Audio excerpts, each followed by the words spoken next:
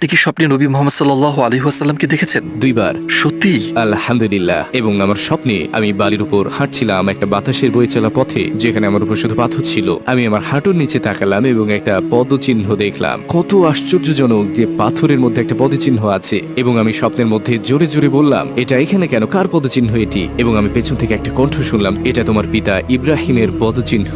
আমি বললাম, আমার বাবার নাম ইব্রাহিম নয়। তিনি বললেন, নবী ইব্রাহিম। আমি ঘুরে দাঁড়ালাম এবং সুবহানাল্লাহ, তিনি সেখানে ছিলেন, রাসূলুল্লাহ সাল্লাল্লাহু আলাইহি ওয়াসাল্লাম। আমি তার কাছে পৌঁছানোর ঠিক আগে আমি চাচ্ছিলাম হাঁটু গেড়ে বসে তাকে আলিঙ্গন করতে, কিন্তু স্বপ্ন শেষ হয়ে গেল। তো আমি সেই স্বপ্ন থেকে জেগে উঠলাম তাকে আবার স্বপ্নে দেখার আকাঙ্ক্ষা নিয়ে, এবং বহু বছর পরে আমি দেখলাম, এবং আমি মরুভূমিতে ছিলাম আর দূরের দিকে দেখলাম তিনি আমার হাত ধরে বললেন, আমি চাই তুমি আরো মানুষের সাথে দেখা করো। তিনি বসে পড়লেন আর আমি ঠিক তার পাশেই বসলাম। তারপর তিনি বললেন, এখানে দেখো, এখানে আছেন আবু বকর সিদ্দিক। তিনি বললেন, আর এখানে আছে ওমর ইবনে আল খাত্তাব, এবং এটা ওসমান বিন আফফান, আর এটা আলী বিন আবি তালিব। তারা সবাই তোমাকে ভালোবাসে। স্বপ্নের মধ্যে ভাবছিলাম, কেন তারা আমাকে ভালোবাসে? আমি তো কেউ নই, কেন ভালোবাসে? কিন্তু আলহামদুলিল্লাহ, এটা ছিল আমার জীবনের অন্যতম সেরা স্বপ্ন।